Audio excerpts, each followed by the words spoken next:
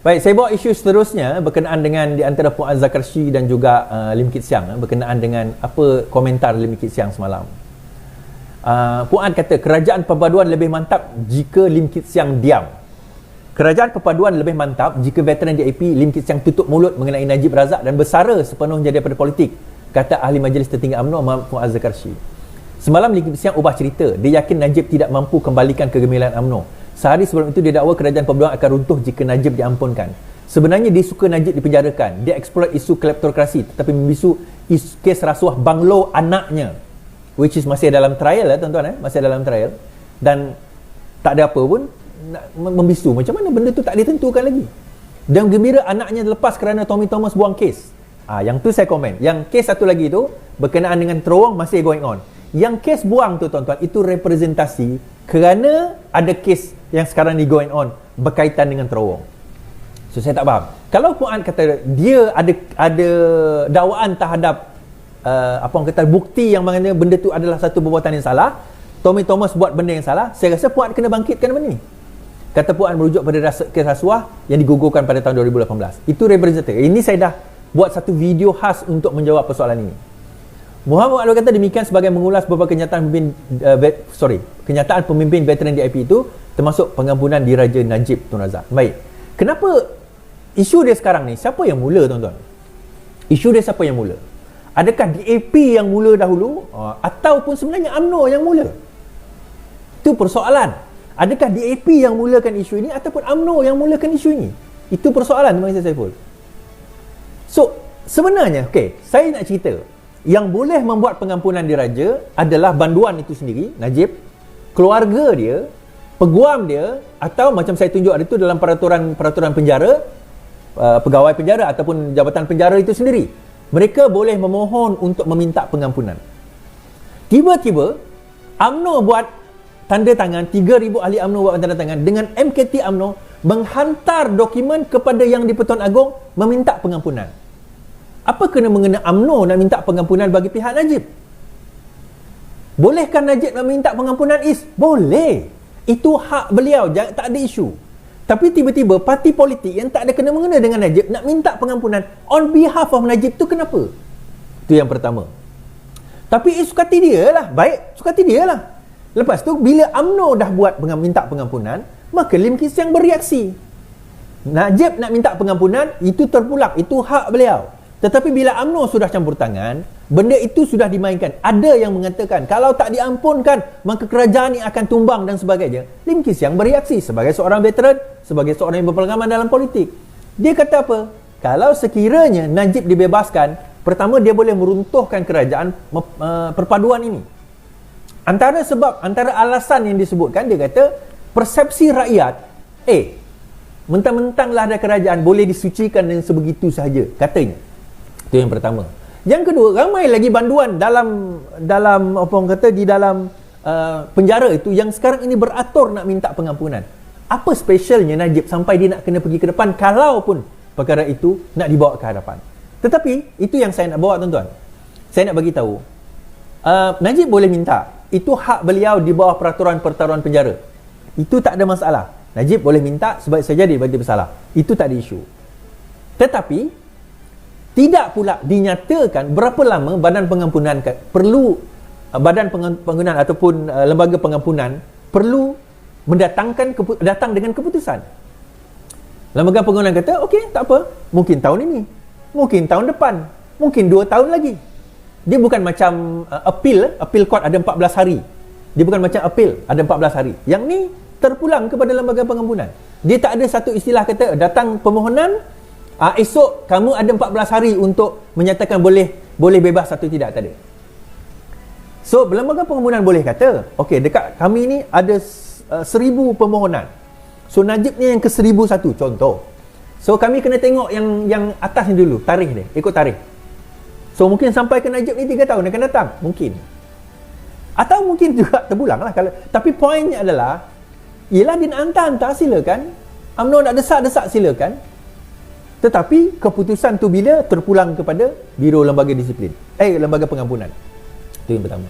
Kedua, adakah dia akan memberi impak kepada kerajaan madani? Of course. Benda ni tak ada siapa boleh menafikan. Siapa nak marah saya kata benda ni akan ada impak negatif kepada kerajaan Madani? Siapa boleh menafikan perkara ini? Pembebasan Najib itu akan memberi impak negatif kepada kerajaan Madani. Siapa boleh deny? Ketiga, benda itu boleh menguatkan UMNO. Najib kalau keluar boleh mengeluarkan UMNO. Mungkin ya, mungkin tidak. It does not matter dan irrelevant. Sebab kita bukan UMNO. Kerajaan Madani ini bukan UMNO. Kerajaan ini bukan UMNO. UMNO sebahagian daripada kerajaan Madani, namun kerajaan ini bukan kerajaan UMNO. Bukan juga kerajaan PH, ya, kita akui. Tetapi dia adalah kerajaan di mana sekarang ini dibentuk oleh pelbagai parti. Tiba-tiba ada satu parti nak demand sesuatu yang boleh merosakkan hubungan. Tuan-tuan, kalau betul Najib ni nak minta pengampunan, tunggu next PRU, menang PRU, UMNO menang PRU, lawan lah. Tak ada masalah. Dan yang ketiga, tuan-tuan, bila dia kata dia akan merosakkan UMNO sendiri, saya setuju dengan kenyataan Lim Kit Siang tersebut. Saya dah kata, antara sebab kejatuhan UMNO pada tahun 2004, pada PRU 14 dan juga PRU 15 adalah kerana Najib. PRU 14 pertama kerana GST, kedua kerana skandal-skandal yang masa itu dibawa, antaranya 1MDB. Kalau kita tengok skandal yang melibatkan NFC, kalau kita tengok skandal melibatkan wang-wang negara yang dijarah dan ditarah oleh UMNO pada ketika itu. Benda itu memberi efek kepada UMNO sehingga mereka kalah PRU. Bukankah isu yang dibawa oleh Mahathir sewaktu bersama dengan Pakatan Harapan di dalam Bersatu, dibawa oleh Muhyiddin Yassin, dibawa oleh PH pada waktu itu. Malah antara yang bawa isu tersebut adalah orang PAS tak bawa lah. Masa tu PAS tak bawa 1MDB. PAS berpuas hati dengan 1MDB tu. Now, bila siapa yang bawa, yang lead benda tu? Najib. Kalah. Datang PRU ke-15, perbicaraan Najib itulah yang mengakibatkan kejatuhan UMNO semakin merudum lagi teruk. Tapi history UMNO, kejatuhan UMNO bukan bermula daripada PRU 14. History kejatuhan UMNO itu bermula daripada 2008 lagi, saya dah cakap. Dan kalau kata UMNO kata dia boleh kuat, ini saya cerita, saya komen ni berdasarkan kepada UMNO lah. Kalau dia rasa dia boleh kuat bersama dengan Najib, they were wrong. Dia orang salah. Tapi sekarang dia tanya, kawan saya tanya tadi, dia kata, habis itu kenapa masih dia orang beria nakkan Najib? A few things. Number one, UMNO tidak ada kekuatan image. Kita tak boleh nafikan benda ni. UMNO tidak ada kekuatan image. Dia orang masih lagi nak bergantung harap kepada Najib. Saya ingat lagi, saya ternampak ada satu posting tau. Dia kata apa? Zaman sekarang ni susahlah, duit ke WSP pun susah, dia kata nak keluar. Zaman Najib dulu senang je. Saya pelik. Bila masa Najib pernah keluarkan ke WSP? Tapi dia orang tak, macam mana, faham tak maksud saya? Dia masih relate kan WSP tu sama Najib, seolah-olah Najib yang keluarkan. Kan? Betul tak? Najib dulu bagi macam-macam, dia bagi ni, dia bagi tu. Yalah, Najib ada 1MDB, kita tak ada.